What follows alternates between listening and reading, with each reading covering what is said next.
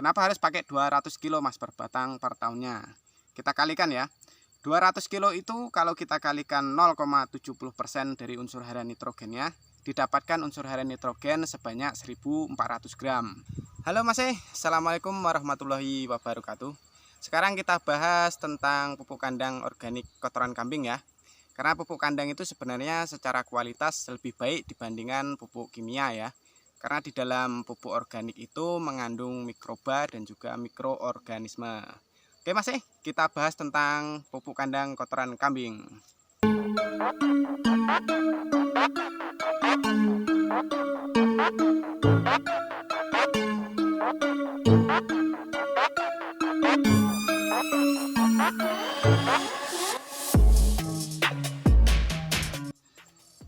Oke Mas, sekarang kita bahas tentang kotoran kambing ya.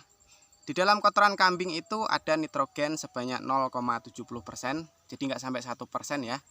Fosfatnya ada 0,40% dan kaliumnya ada 0,25%. Dari kotoran kambing itu yang perlu kita perhatikan adalah rasio CN-nya ya, karena ada di angka 20 hingga 25%. Itu berarti harus diturunkan hingga di bawah 20. Itu supaya unsur hara di kotoran kambing itu bisa diserap oleh tanaman kita dengan baik ya. Untuk memakai kotoran kambing itu Mas ya, karena itu bahannya kadarnya sedikit dari nitrogen, fosfat, kaliumnya yang di bawah 1%, maka pemakaiannya itu semakin banyak ya. Kalau untuk per tahunnya kita harus memakai 200 kilo itu per batang per tahun. Dengan memakai 200 kilo itu kita masih harus menambah KCl sebanyak 3 kilo. Itu KCl kimianya ya. Itu supaya mengejar unsur hara kaliumnya sampai di angka 2300 gram. Sebelum panjang lebar Mas tak jelasin dulu tentang kandungannya. Karena cuma 0,70% nitrogen, fosfat 0,40% dan kaliumnya 0,25%. Kenapa harus pakai 200 kilo Mas per batang per tahunnya? Kita kalikan ya. 200 kilo itu kalau kita kalikan 0,70% dari unsur hara nitrogennya, didapatkan unsur hara nitrogen sebanyak 1400 gram. Sementara kebutuhan kelapa sawit untuk TM1 hingga umur 8 tahun itu adalah 1200 gram. Berarti sudah mencukupi dan lebih dari 200 gram. Itu kelebihannya ya. Tapi kalau untuk unsur hara nitrogen itu sebenarnya nggak apa-apa lebih ya Mas ya. Karena batasnya sampai di angka 1500 gram. Nah, di sini dari 200 kilo itu ada unsur hara nitrogen sebanyak 1400 gram. Kemudian kita lanjut ke unsur hara fosfatnya Mas ya. Dengan pemakaian kotoran kambing 200 kilo itu ada unsur hara fosfatnya sebanyak 800 gram. Nah, itu sebenarnya sudah cukup Mas ya. Karena kebutuhannya hanya 700 gram hingga 1000 gram. 1000 gram itu untuk umur 9 hingga 15 tahun ya. Kalau untuk umur TM1 umur 3 tahun hingga umur 8 tahun itu sekitar 700 gram kebutuhan per tahun per batangnya. Nah, di KCl-nya Mas ya, karena kadarnya cuma 0,25% ya. Itu sedikit, bukan KCl tapi kalium ya. 200 kilo dikalikan 0,25%.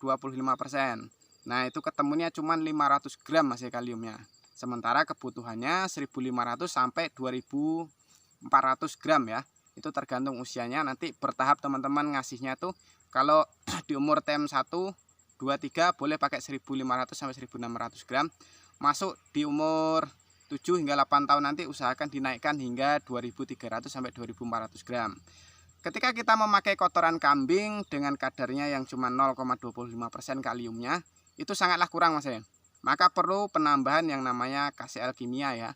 Itu sebanyak 3 kilo supaya didapatkan unsur hara 1800 gram kalium. Nah, dari 500 gram dari kalium kotoran kambing tadi kita tambahkan dengan unsur hara KCl kimia sebanyak 1800 gram, maka ketemunya 2300 gram unsur hara kalium. Jadi memakai kotoran kambing 200 kilo per batang per tahun itu perlu penambahan unsur hara KCl sebanyak 3 kilo ya.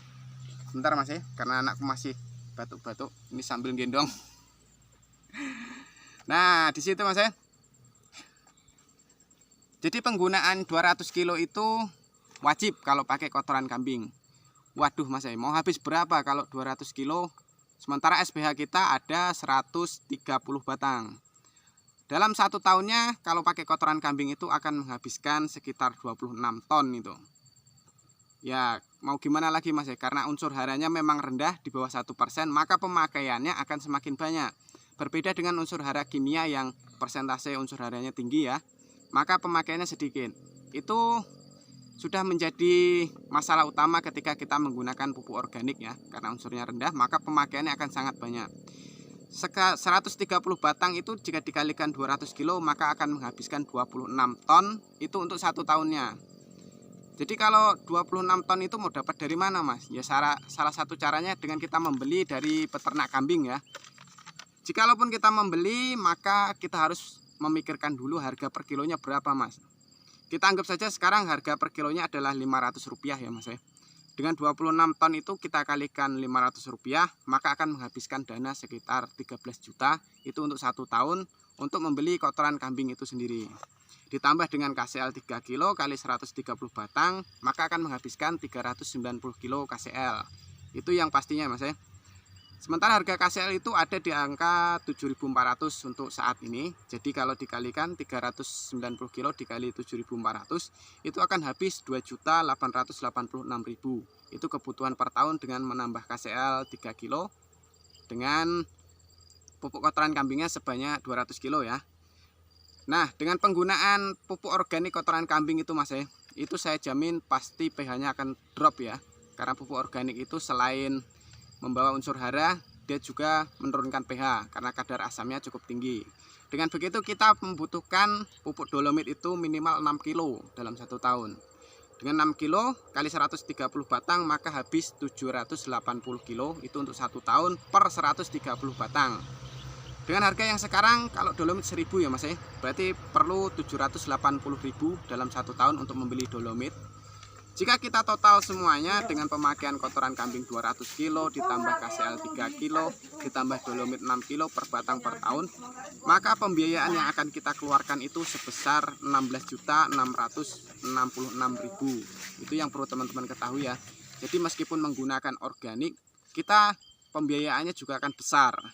Jadi kalau pupuk kandang itu di tempat teman-teman itu membelinya dengan harga Rp500 per kilo, itu jatuhnya segitu Mas untuk mendapatkan hasil maksimal dengan penggunaan kotoran kambing.